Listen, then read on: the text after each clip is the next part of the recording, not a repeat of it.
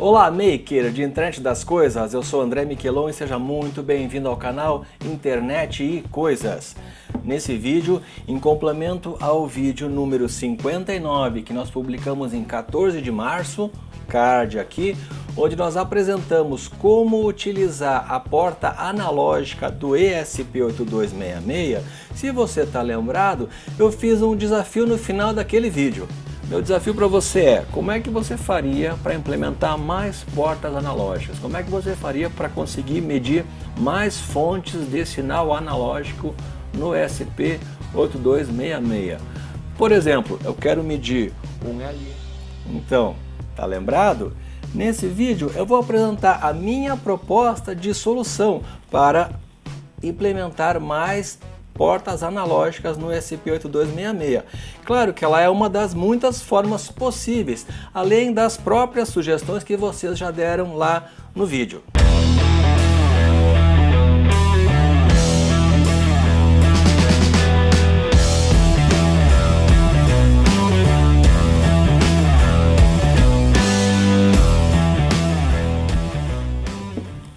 Eu quero agradecer as várias sugestões que vocês enviaram, todas muito originais e totalmente factíveis. Então, a que eu vou mostrar é apenas mais uma das sugestões. E qual é a minha sugestão?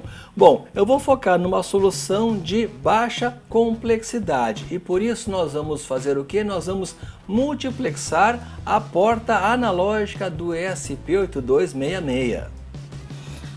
Mas multiplexação requer um multiplexador, uma tecnologia específica e complexa.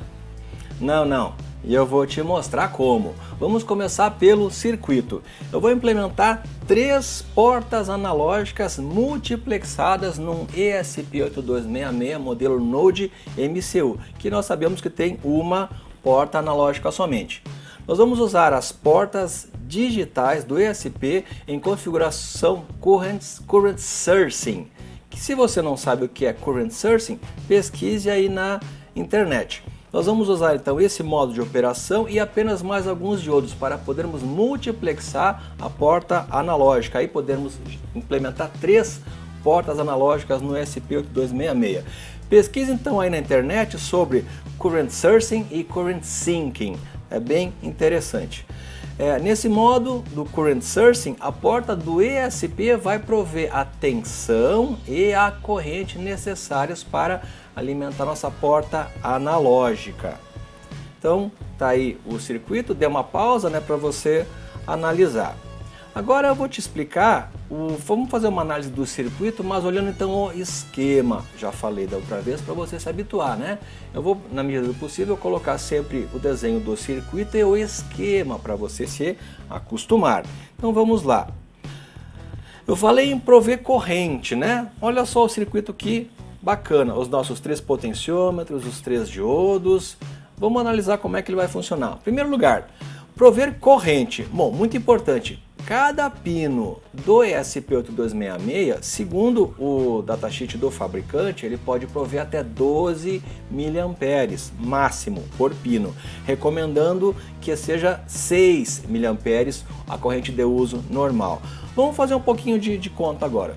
Estamos utilizando um potenciômetro de 100K, ok? Lei de Ohm, vamos lá. Uma tensão de 3,3 volts, com uma resistência de 100 kΩ, vai nos dar uma corrente de 0,033 miliamperes, bem abaixo dos 6 recomendados. Bacana, legal. Agora, outro item. Tá lembrado no vídeo 59, onde a gente demonstrou que o Node MCU especificamente tem um divisor de tensão com 2 resistores de 100 e 220 kΩ, totalizando 320 kΩ. Lembra? Recordou lá, Calculando então essa tensão para essa corrente para 320 kΩ, com a tensão de 3,3, essa nossa corrente vai ficar em 0,01 miliampere, também abaixo, dos 6 miliamperes que o datasheet recomenda. Então a gente está tranquilo quanto à corrente, ok? Essa é uma solução, por exemplo, para a gente fazer a leitura direta de LDR, termistores e potenciômetros. ou qualquer outro sensor passivo baseado em resistência, ok? Muito bem. Para a leitura direta também não é problema, por quê? Vamos lá, lembrando que a porta aceita até 1 volt, ok? E também, pesquisando no datasheet do ESP8266, a gente vai descobrir que a impedância da porta de entrada, da porta analógica, é muito alta, cerca de 20 mega ohms.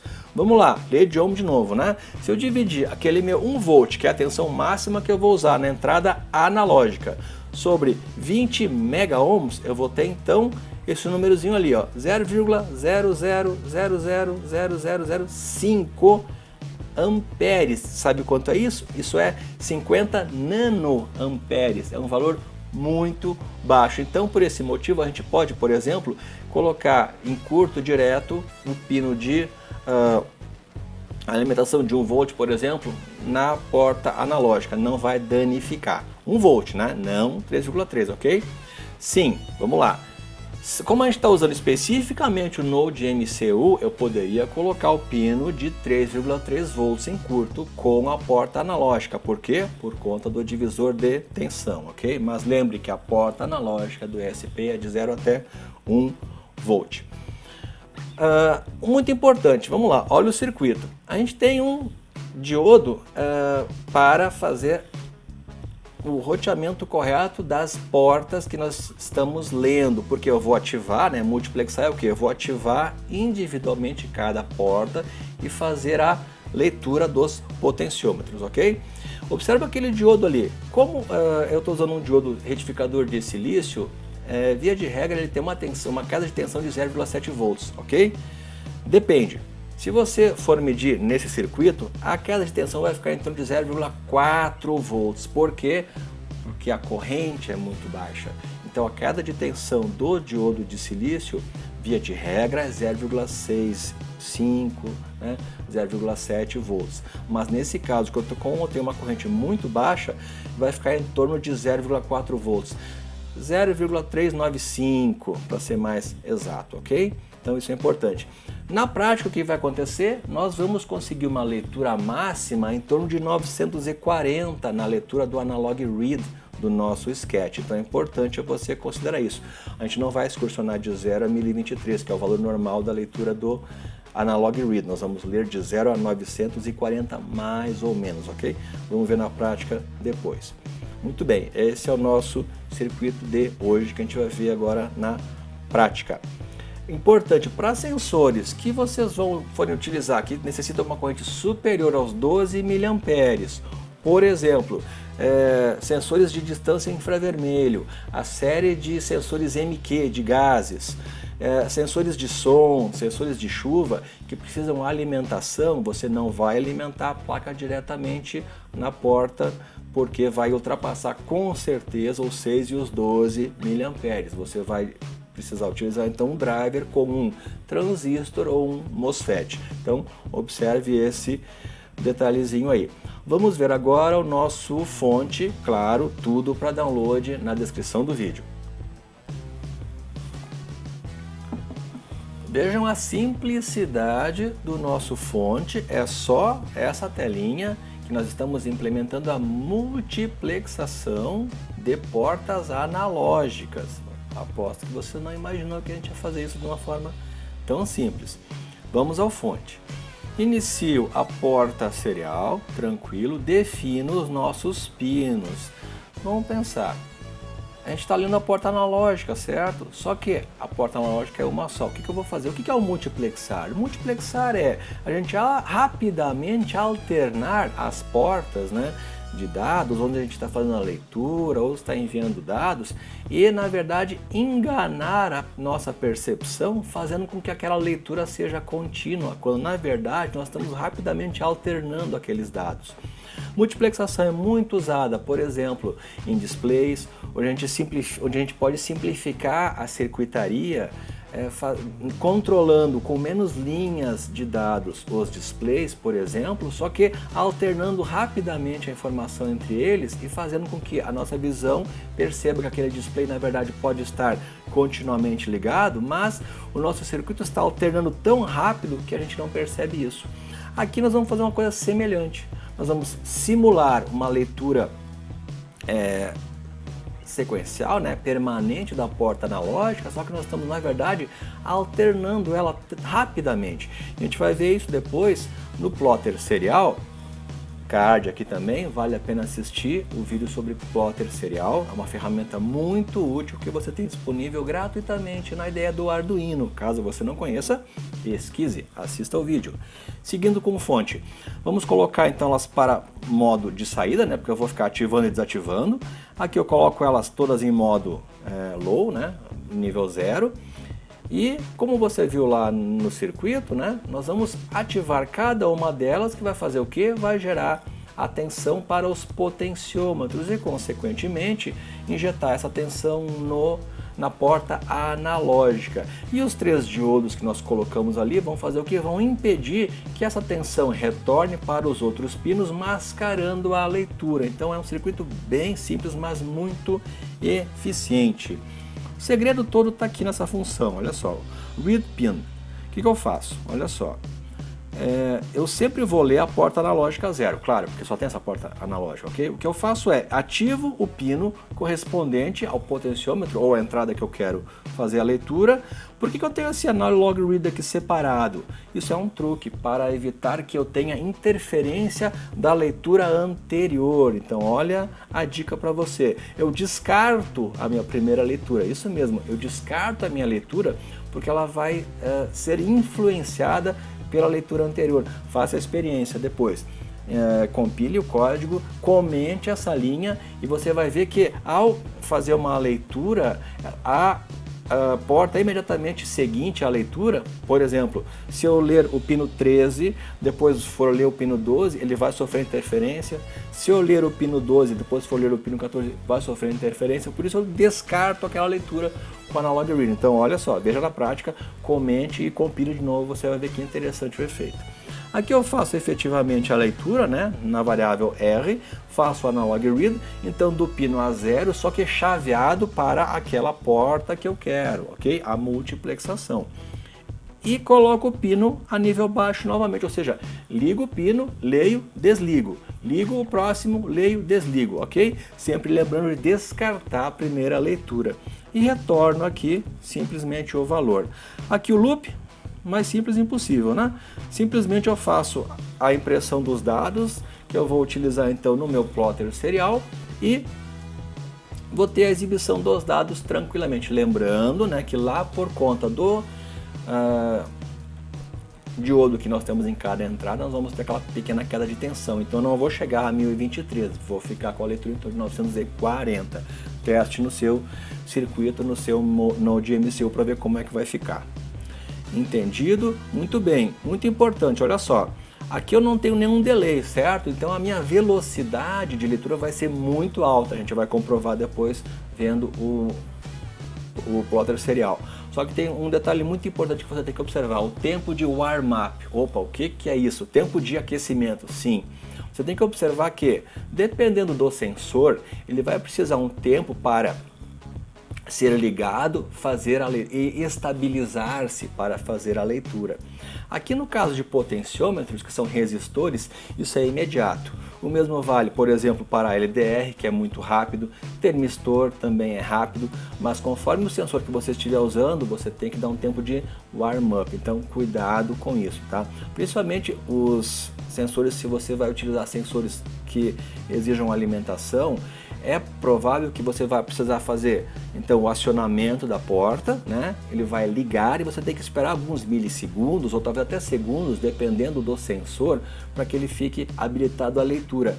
Os módulos MQ de gás são um exemplo importante. Por exemplo, eles precisam cerca de 2 minutos para chegarem à temperatura ideal de funcionamento. Então cuidado nesse detalhe, tá? Lembre de fazer esse warm-up do seu sensor. Considere isso no seu circuito, ok? Vamos olhar o plotter serial? Aqui está ele. Acionei aqui, olha só. Eu tenho as minhas 5 leituras lá, como sempre, né? A minha barra vermelha nível superior, a azul a inferior e as 3 portas. Aqui eu estou usando então o Node MCU Olha que bacana, olha como a contagem, como é rápido, não tem nenhum delay no circuito. Então olha só, primeiro potenciômetro, olha lá, e olha como é rápido, ok? Lá em cima bateu 940, tá? É o meu limite superior, não vai chegar a 1023. Segundo potenciômetro, aqui em laranja, olha que legal, também, ó, bateu lá em cima, voltou. Segunda porta analógica. Terceira porta analógica. Olha só a rapidez, porque eu não tenho nenhum delay. Então aí nós temos o nosso ESP8266 Node MCU com 3 portas multiplexadas. Dica que você agora vai conseguir utilizar nos seus circuitos. Se você quiser utilizar mais portas, basta você usar o mesmo princípio e colocar então os diodos nas portas, né, e fazer a multiplexação, lendo porta a porta, podendo usar então quantas portas você quiser, claro, até o limite, né, de portas que você tiver disponível no seu Node MCU ou no seu ESP201, conforme o modelo que você estiver utilizando, ok? Tá aí, nossa porta analógica, olha lá, vou colocar os 3 lá para cima, ó. Legal? Interessante a velocidade que a gente consegue. Legal? Então aí, 3 portas analógicas multiplexadas.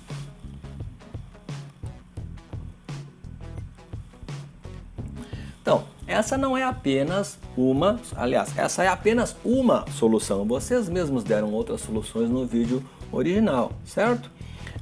Tem muitas outras soluções, tem inclusive outras formas de multiplexação. Eu posso usar, por exemplo, um CI multiplexador, e aí eu posso facilmente ampliar esse número de portas para 8 ou 16 portas usando um CI multiplexador analógico. Quem sabe a gente não faz isso no próximo vídeo? Deixa os comentários aí, ok? Além disso, a gente também pode usar portas de expansão específicas. A gente tem no mercado portas, por exemplo, de comunicação I2C, que facilmente pode se comunicar com o Node, com o ESP8266. Você vai também ampliar portas para 6, para 8, para 10. Outro detalhe, a resolução do Node do ESP266 é 10 bits, 0 a 1023. Você pode facilmente encontrar aí expansões I2C com 12 bits ou até maiores resoluções. Tudo depende da sua necessidade. Como eu falei, esse é um circuito simples, com foco em simplicidade e facilidade de implantação. E eu vou aproveitar então nesse vídeo, eu não vou deixar um desafio, eu vou lançar uma ideia. Qual é a ideia? Que tal adotar um Arduino como expansão para as portas do nosso ESP8266? Quem sabe isso vira um próximo vídeo? Então, aproveite para deixar o like nesse vídeo, comente, compartilhe nas suas redes sociais. E se você não é inscrito no canal, inscreva-se, assine e continue nos prestigiando.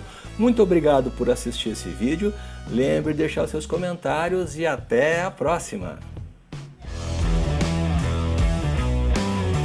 Um Arduino como expansão de porta. Um Arduino Mega, 40 pinos digitais e 16 portas analógicas. Opa! Até a próxima!